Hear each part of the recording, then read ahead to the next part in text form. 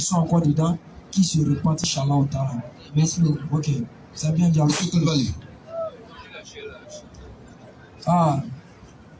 Merci Achille est là. Mon bien-aimé Achille dit qu'il allait venir me... C'est comment tu veux me saluer, mais... Ouais, c'est mon ami. Il m'a vu sur les réseaux sociaux.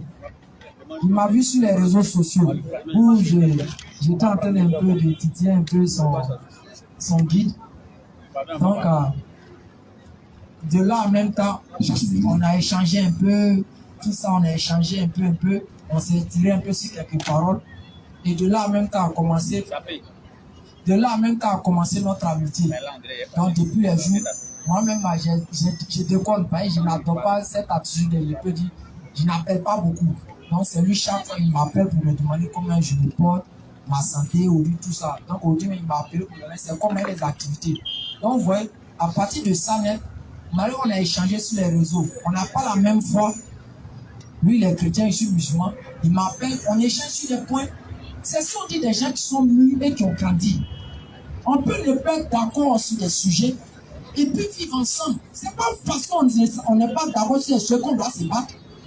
Donc souvent des gens quand ils sont dans leur coin, ils ont fini de manger, ils sont rassasiés, leurs cheveux ils sont sur la tête, ça les gratte, ils ne savent pas comment faire là. Ils sont s'asseoir pour faire des posts, pour raconter n'importe quoi. Donc quand on donne la bonne compréhension. Quand mon bien aimé, Cyril et Achille, c'est bon. Ça va, grâce à Dieu, ça va. Ah, bonne arrivée. Merci. Ouais, tu m'avais dit au téléphone là, que tu allais venir nous présenter un peu la vraie doctrine. Ouais, tranquille. Donc, vraiment le plaisir à toi. Comme on dit chez nous en Afrique, bonne arrivée à Kouaba. Et on te demande les nouvelles. Ok, j'ai béni d'abord le Seigneur Jésus. Oui. Celui-là même qui nous donne la vie, la santé. Ok, comme tu viens de dire tout à l'heure, excuse-moi de te tutoyer. Non, tranquille, tranquille. Donc, je dis que j'allais passer aujourd'hui pour te saluer. Ouais. Voilà, parce que entre les chrétiens et les musulmans, comme vous venez de le dire tout à l'heure, il n'y a pas d'histoire, hein? On ne partage pas la même foi, mais sur le plan humain, tous nous sommes la même chose. Claire. Voilà, donc je passe pour saluer et puis t'encourager dans ce que tu fais. Voilà, dans la voie que tu as choisie, tu le fais bien. Même si ça ne nous sied pas, nous les chrétiens, forcément, mais quelque part, tu fais du bien pour tes frères musulmans. Voilà, ça c'est ce que je salue premièrement. Voilà. Et une fois même, j'avais appelé Oustaz Diané. Et j'ai dit que Oustaz, salut à toi, parce que tu fais plus la promotion de Jésus même que du prophète Mohammed. Parce que vous parlez plus de la Bible que du Coran. Vous voyez un peu, non? Voilà, donc je lui ai fait ces remarques, mais vous savez que l'homme reste qui l'homme, il n'a pas voulu, mais c'est pas grave. Et Dieu soit loué, aujourd'hui, depuis longtemps je vous cherchais là-bas, mais je ne vous voyais plus à cause de l'échanger. Voilà. Non, le programme maintenant c'est ici. Ok, je merci. Inch'Allah, merci. Ok, donc je suis là dans des bonnes pensées. Merci. Voilà. Mais je dis toujours que l'islam ne sauve pas. Ouais, c'est vrai. Ouais, mais ça, tu as tes raisons, ça c'est normal. Maintenant, comme on le dit, est-ce que il y a une preuve scripturaire dans la Bible qui dit que l'islam ne sauve pas? Et en même temps, est-ce qu'il y a cette preuve dans le Coran qui dit que l'islam ne sauve pas? Si oui, je suis disposé à voir ces versets et soit aussi peut-être les analyser ensemble. Donc, ça va être plaisir, on t'écoute. Merci beaucoup. Avant d'entrer, j'ai demandé si c'était séance de questions-réponses. Oui. Voilà, donc je pense que ce n'est pas un débat, mais c'est... Non, tu vois, mais quand on donne le OK, on dit on peut échanger. Bon. On peut échanger rapidement. On peut échanger, bon d'accord. Ok, j'ai dit l'islam ne sauve pas. Et bibliquement, c'est démontré. Voilà, bibliquement, c'est démontré. Parce que d'habitude, quand on fait les débats, vous dites que c'est le prophète Mohammed qui sauve. Mais la Bible dit que c'est Jésus qui sauve. Et quand nous regardons les deux livres, nous voyons qu'il y a un livre qui a été avant l'autre. Est-ce que vous voyez un peu? Donc, la question simple et tranquille que nous pouvons nous poser, est-ce que ce premier document qui est apparu là, avant l'autre, pouvait mettre les peuples de Dieu dans l'égarement? pour un long moment. Et puis maintenant, le Coran va venir maintenant pour pas faire les choses. Donc tout ce temps-là, quand les gens mouraient, ils allaient où? Si vous voyez un peu. Voilà. Et vous dites que la Bible, le Coran existait avant la Bible. Parce que pour vous, l'assemblée des livres s'est fait dernièrement. Il y a l'évangile, il y a les prophètes, il y a les psaumes, tout. Mais c'est comme, je ne sais pas où vous appelez Lopez. Tout votre nom, c'est quoi? Ekra Ali Lopez. Donc, si je vous appelle Lopez, vous allez répondre. Si vous dites, je vous appelle encore Ekra Ali Lopez, vous allez répondre. Parce que dans ma conception, dans ma tête, quand j'ai dit votre nom, c'est à vous que je pensais. Oui. Voilà. Donc c'est comme ça la Bible. La Bible, c'est composé, c'est l'assemblage de plusieurs livres. On appelle la Bible. Donc tous ces différents assemblages ont existé avant le Coran. Voilà. Je sais que vous allez réfuter cela. Non. Mais c'est ce qui est ça. Okay. Et on ne peut annuler cela ou bien on ne peut anéantir cela. C'est ce qui est ça. Effectivement, moi, je te dis ouvertement, le Coran n'est pas venu avant la Bible. Moi, je dis ça. Ah, parce que tes autres confrères, ils disent cela. Moi. Ok, allons-y. Excuse-moi là. Parce que nous savons que les épîtres de Paul ont été écrites à l'époque de Paul, alors que Paul est apparu 40 ans après le départ de Jésus. Les épîtres de Matthieu, tout ça, c'est 100 ans après le départ de Jésus. Celui de Apocalypse, c'est 80 ans après Jésus. Donc déjà, ces écrits étaient déjà là. Maintenant, le peuple est assemblage définitif dans un morceau de livre. C'est là maintenant que ça a vu jour après. On dit que ces épîtres n'étaient pas là, ça c'est faux. Ces épîtres existaient. Les évangiles existaient, c'était là. Là, il y avait d'autres évangiles même qui étaient là, qui n'ont pas été mis dans la Bible, que l'Église a déclaré comme apocryphes parce qu'elles ne marchaient pas dans leur vision. Ça, on est d'accord dessus. Tous les scientifiques et experts chrétiens le savent. Qu'il y a des écrits qui existaient, que la Bible est écartée parce qu'elle ne marchait pas dans leur champ de vision. Parce qu'il y avait l'évangile, il y a l'évangile de Judas, de Jésus, à la moitié de ses disciples ont laissé des écrits. D'autres ont été écartés, d'autres ont été acceptés. Ça, c'est un. Maintenant, nous, le Coran, ouvertement, je te dis, le Coran ne reconnaît pas un livre qu'on appelle la Bible. Ça, c'est le premier point. Pourquoi? Parce que pour que le chrétien parle de Bible, il faut qu'il y ait les écrits de Paul dedans. Il faut qu'il y ait les écrits des disciples. Mais quand le Coran fait mention de ces livres en question, il parle de quoi? L'évangile, il parle de la Torah, il parle du Sabour. Mais alors que pour le chrétien, il faut que tous les livres de Paul aussi figurent dedans, avant qu'on en parle de eux, la Bible. Donc, puisque le Coran ne parle même pas de ces derniers, comment voudrez-vous que le Coran reconnaisse un livre qu'on appelle la Bible? Donc, le Coran ne reconnaît pas un livre qu'on appelle la Bible. Mais le Coran donne une information de taille en disant que quoi? La Bible, c'est un assemblage. Vous voyez comment le Coran présente votre Bible? Le Coran dit la Bible, c'est un assemblage de livres où ils ont mélangé le faux et le vrai. Surah 3, verset 71. Ça peut te choquer, mais c'est la triste réalité. Non, ça ne me choque pas. Et le Coran dit... Excuse-moi, mais ce que tu dis, c'est dans une pure pensée islamique. Oui, on peut... Mais bibliquement, c'est pas comme ça. Ok, je vais t'aider bibliquement à comprendre. Bibliquement, je vais t'aider à comprendre. Donc, tu m'appelles d'abord 1 Chronique 29, verset 29. Rapidement. Quand le Coran dit la Bible a été falsifiée, ils ont retranché des livres, ils ont ajouté des livres. Le Coran n'a pas menti. Parce que la Bible même reconnaît ses faits. Selon le Coran. La Bible même reconnaît ses faits. Oh, excuse-moi. Actuellement, tu parles sur quel contrôle? Tu parles sur le contrôle de la Bible ou sur le contrôle du Coran? Je parle sur le contrôle du Coran, mais comme tu dis que le Coran n'a pas dit vrai, je sais de te faire savoir que même ta propre Bible reconnaît en elle-même que quoi? Elle n'est pas complète parce qu'il y a d'autres qui ont été retranchés. C'est ça qu'on appelle la falsification. La falsification n'est pas forcément quelque chose qui est faux. Voilà, peut-être là-bas. Et puis maintenant, je vais te poser la petite question dessus.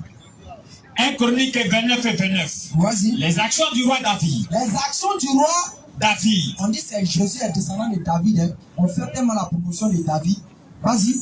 Les actions du roi David. Les actions du roi David. Les premières Les premières et les dernières et les dernières sont écrites dans le livre de Samuel, sont écrites dans le livre de Samuel, le voyant, le voyant, dans le livre dans le livre de Nathan, de Nathan, le prophète, dans le livre de Gad dans le livre de Gad, et le prophète. le prophète. Frère, ces livres-là se trouvent où? C'est la question Où que sont vous ces posez. livres de Nathan? Où sont les livres de Nathan? C'est la question que vous posez. Oui. Ok. Vous savez, chez nous les chrétiens, on n'a pas la même manière de voir les choses comme en islam. Ok. D'abord, en islam, il n'y a pas d'évangile. Ok. On est d'accord là-dessus. Vas-y d'abord. Quand vous Vas-y. lisez toute la Bible, depuis Genèse jusqu'à l'Apocalypse, la Bible a parlé beaucoup du peuple juif. Vous voyez un peu. Voilà, parce que selon la Bible, Dieu a choisi le peuple juif. Il fait alliance avec ce peuple. Et à travers ce peuple, Dieu allait se révéler maintenant au monde entier. Je sais au moins que vous le savez. Est-ce que vous voyez un peu? Donc, ce qui vous appelez, la Bible n'a pas reconnu ceci, la Bible n'a pas reconnu Non, cela. non, je dis où sont les livres de Nathan? Je viens d'arriver. Il y a ce qu'on appelle le canon biblique, ce qui a été canonisé. Il y a ce qui a été décrété aussi. Par qui? Je viens d'abord. Ce qui a été décrété, les livres hétérocanoniques ou les livres apocryphes. Mais nous, les chrétiens, est-ce que vous comprenez quelque chose? Ce que je viens de dire, nous les chrétiens, ce qui a été canonisé là, ce qui a été retenu là, par les savants chrétiens, tu comprends un peu? C'est tout ce qui a été canonisé est vital pour nous, c'est salutaire pour nous. Maintenant, et les autres là sont pas vitales pour vous. Non, l'essentiel même est déjà là. Déjà les 66 livres, Donc on enlève ça. pas qu'on enlève. Mais Jésus m'a dit, il a dit qu'il a fait beaucoup de miracles qui n'ont pas été écrits. Maintenant c'est Est-ce que vous voyez un peu? C'est Mais ce qui est là déjà, est déjà trop suffisant même pour un non, chrétien. c'est pas parce que c'est suffisant que ça ne doit pas avoir lieu d'être. C'est comme je prends un exemple simple. La Russie a armé, mais ils ont toujours besoin de fabriquer armes. Ça, c'est la lettre. Je viens. C'est un contexte de faire comprendre que c'est pas parce que ça nous suffit qu'on n'a pas besoin de fabriquer. Donc pour dire à la base, je reviens. Oui. Où sont les livres de Nathan? Seulement, ça n'a pas été canonisé. Pourquoi? Ça, c'est pour les raisons simples. Et ça dépend de ceux qui ont voulu canoniser ces passages-là. Pourquoi ils n'ont pas fait? Bon, là, si je dis je peux te répondre aujourd'hui, je ne peux te répondre absolument. Maintenant, qui les a ordonné de ne pas canoniser? Mais est-ce qui a été canonisé? Qui a aussi ordonné de canoniser? Hein? C'est ce que tu te poser. Oui, mais attends un peu la question. C'est pour ça que le Coran dit Voilà, vous avez attends, fait un livre falsifié. Non. Vous avez fait du faux et du vrai en retranchant contre, en ajoutant ce qui vous arrange. Non. C'est ça le Coran a dit et Non. puis c'est vérifié. Non, ça c'est selon le Coran. Maintenant, comme les livres de Gad, les Nathan et de Gad là. Si cette question que tu poses là, Hein? c'est comme tout ce que le prophète de l'islam Hein? a fait en son temps au Moyen-Orient là. Est-ce que c'est tout qui a été écrit dans le Coran ou dans les hadiths? C'est pas tout. Ok. Tu comprends un peu? C'est pas tout qui a été écrit lettre sur lettre, mot pour mot. Même dans le Coran, là, si. La vie du prophète Mohammed. La vie du prophète Mohammed. C'est vrai, les hadiths en parlent, la sunna en parle, tout. Mais c'est pas tout qui a été écrit mot pour mot, lettre pour lettre. Non. Il battait poireau, il battait Non, pesticide. on parle pas Je de viens ça. d'abord, je viens. Ça ressemble un peu, c'est intimement lié, ce que tu dis, avec le reste des livres qui n'ont pas été écrits. C'est un peu intimement lié. Ok. Moi, je dis quoi?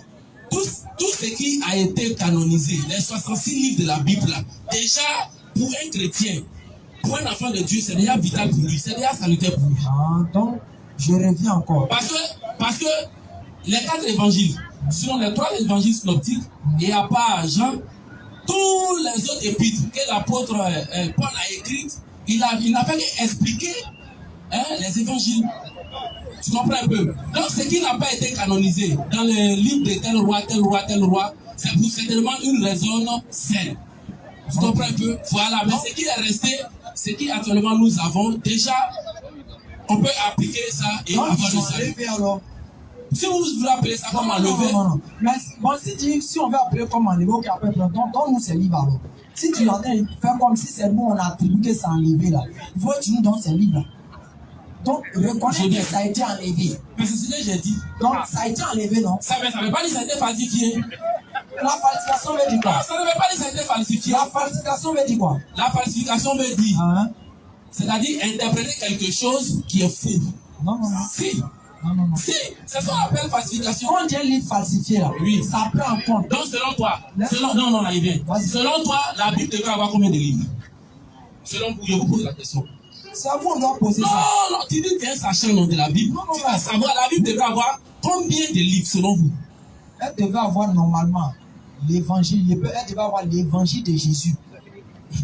Écoute-moi frère. Elle devait avoir l'évangile de Jésus. Oui. Comme vous êtes chrétien, c'est uniquement l'évangile de Jésus qu'elle devait avoir. Maintenant, si on doit faire dans l'enseignement, elle doit avoir l'évangile de Jésus, la Torah unique de Moïse, et elle devait avoir les psaumes uniques de David. Point barre. Si vous devez avoir un livre, parce que ce sont ces livres qui ont été révélés à des prophètes. Mais sinon, les autres livres que vous parlez, ça n'a pas été révélé à un prophète. Alors qu'on part sur la base, quand Dieu vient, il laisse des traces au travers de ce prophète, à travers quoi? La révélation que ce prophète mène. Maintenant, ce prophète, après, il va finir de parler là. C'est vrai qu'il peut partir, mais ceux qui vont être là juste après lui là, il faudrait qu'ils aient des informations. C'est là sa révélation demeure.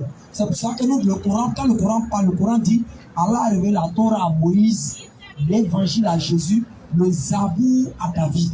Et c'est logique, c'est ça où souvent on fait. Donc je termine pour les frères. Aujourd'hui soir, quand on parle de falsification, c'est pour la falsification peut se passer par le fait qu'on enlève des livres pour ne pas connaître d'autres informations. C'est une falsification. La falsification peut se faire où le texte même, on met des trucs dedans pour brouiller les pistes. La falsification peut se faire où le fait même qu'on ne met même pas de livre. Donc la falsification n'est pas dans le sens que forcément tu veux l'orienter. Donc sous base de ça, là, le Coran dit vrai. Parce que vous ne pouvez pas prouver le contraire de ce que le Coran dit sur ce qu'est la Bible. Ça c'est un. Et deuxièmement, tu sais au fond de toi qu'on a plusieurs versions. Quand on dit version, on sait de quoi il parle. Plusieurs versions de vos Bibles. Ça c'est connu de tous et par tous les savants chrétiens. On a 15 Bibles ici. Moi, quand j'étais encore catholique, quand les évangéliques étaient venus me croiser pour me parler, pour me dire que l'église catholique a fait les statuts là, je prends ma Bible top pour aller vers eux. Je dis non, ils disent tu passes en ici. Que ces choses, c'est Louis II. Je dis pourquoi? Il dit non, que c'est Louis II et tous sont si libres. Que les autres Bibles, ça c'est l'église catholique qui a joué, n'ont pas besoin de ça. Donc tu comprends par là, mais moi aujourd'hui, je termine par là, moi aujourd'hui, j'arrive dans une mosquée. Je ne peux pas venir avec un Coran où c'est 112 sourates.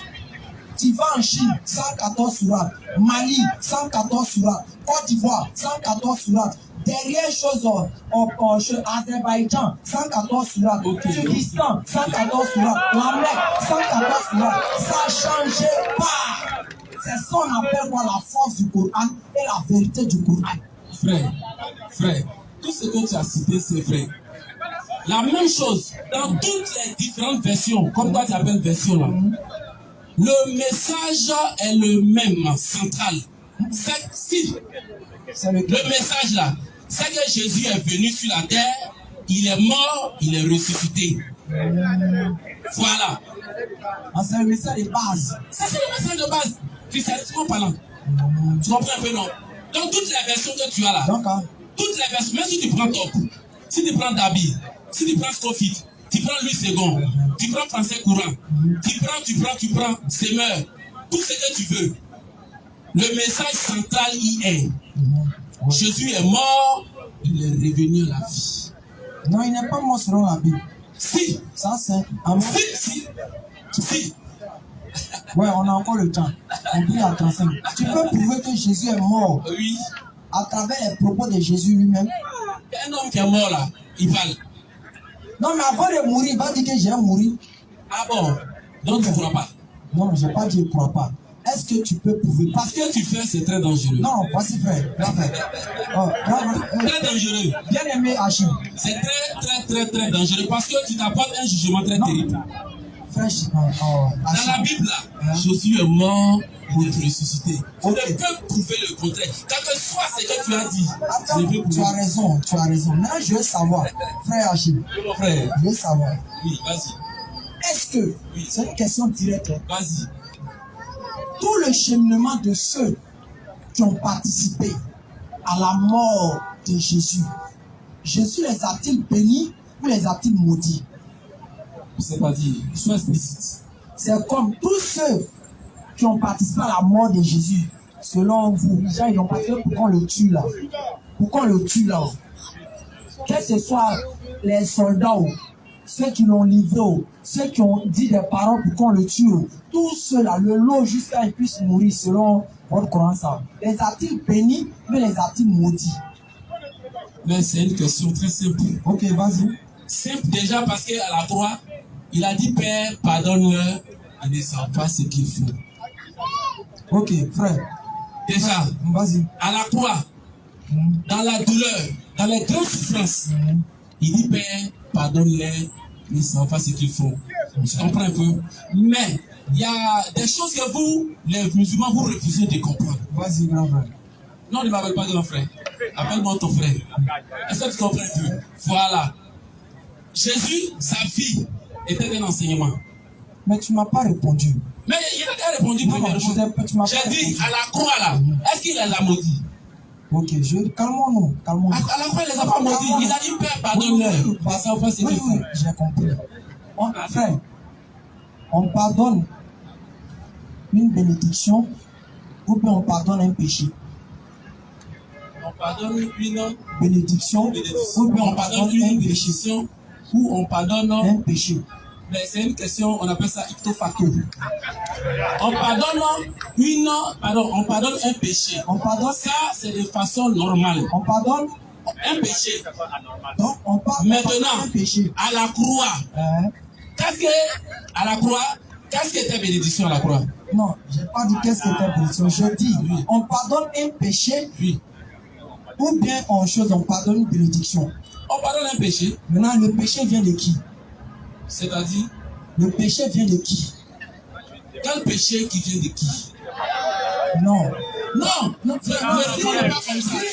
Ne jouez pas. Non, si, Fatana, c'est pas diplomatique. Si. Voilà. Suis-moi, je dis. Allons-y. On pardonne un péché, non? On pardonne un péché. N'est-ce pas? Le péché vient de qui?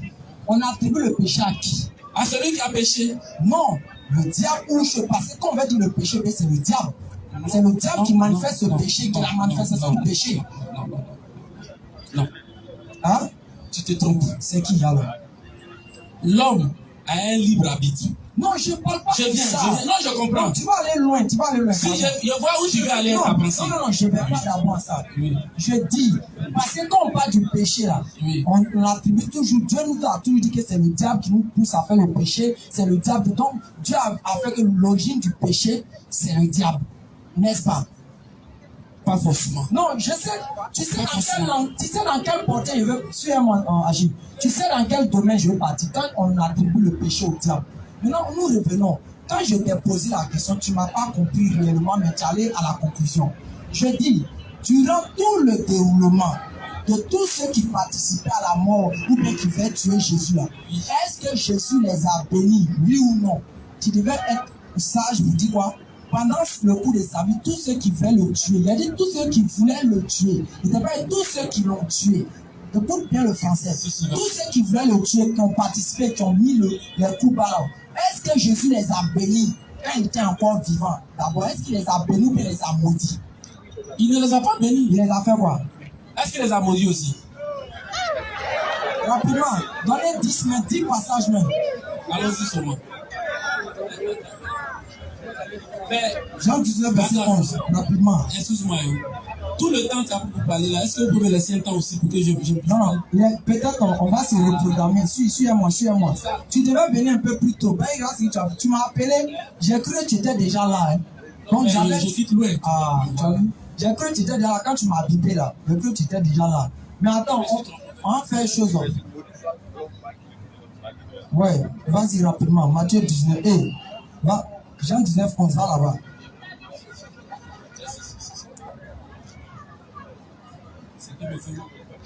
Non, c'est pas nous qui on parle, c'est pas pour dire que je parle plus que toi, c'est la série de on se Jean 19, 11. Rapidement. Tu n'auras sur moi aucun pouvoir. S'il ne t'avait été donné d'en haut. C'est pourquoi celui qui me livre à toi commet un plus grand péché. Commet un plus grand péché. Il est mieux pour lui que... Ça c'est quoi? Il entend parler de qui là? Quand tu as lu le verset, vas-y, explique. Le verset dit quoi? C'est à toi que je veux poser la question. Ah, tu me poses la Oui, question. Jésus a dit quoi? Jésus a dit celui qui l'a livré a commis un plus grand péché. Il s'adressait à qui? Il s'adressait à Pilate, non? Mais là, la question n'est pas à qui il s'adressait. Jésus a considéré l'acte comme quoi? C'est ça comme un péché. Est-ce qu'un péché peut nous sauver l'homme? Selon la Bible. Selon la Bible, un péché ne peut pas sauver l'homme. Maintenant, donc, quand tu es Jésus, c'est un péché ou bien c'est un bien? Selon, ça c'est selon la compréhension islamique. Mais Jésus a dit quoi? Excusez. Avec tout le respect et la considération que j'ai pour vous, ce passage est dit là. Est-ce que tu dois quand même te poser la question, ou du moins tous les musulmans qui sont ici là, vous devez vous poser au moins cette question là. Est-ce que ces passages on n'a jamais lu ça à l'église? Non, on a déjà lu ça à l'église plusieurs fois. Mais vous lisez non. Seulement on peut vous éclairer. Non, c'est impossible. Dans la tête, là, Jésus est mort. Donc tout ce que tu vas voir là, tu vas voir ça comme bonheur. Oui, non, il y a des gens qui peuvent me laisser parler. Quand je parle, tu me coupes. Tu comprends un peu? Ces versets-là, tout ce que vous lisez ici, de toute façon vous interprétez là, tous ces versets-là, dans les églises, on les lit. Oui, maintenant ça. Mais pourquoi nous on comprend ça bien et vous comprenez ça? Tu comprends ça comment? Dis-nous comment tu comprends. Je comprends ça là simplement. Oui, Jésus a dit quoi? Simplement, et ce passage, je le connais très bien. Oui, Jésus a dit voilà, quoi? Jésus a dit, celui qui l'a livré a commis un plus grand péché. Il est mieux pour lui qu'il ne soit pas.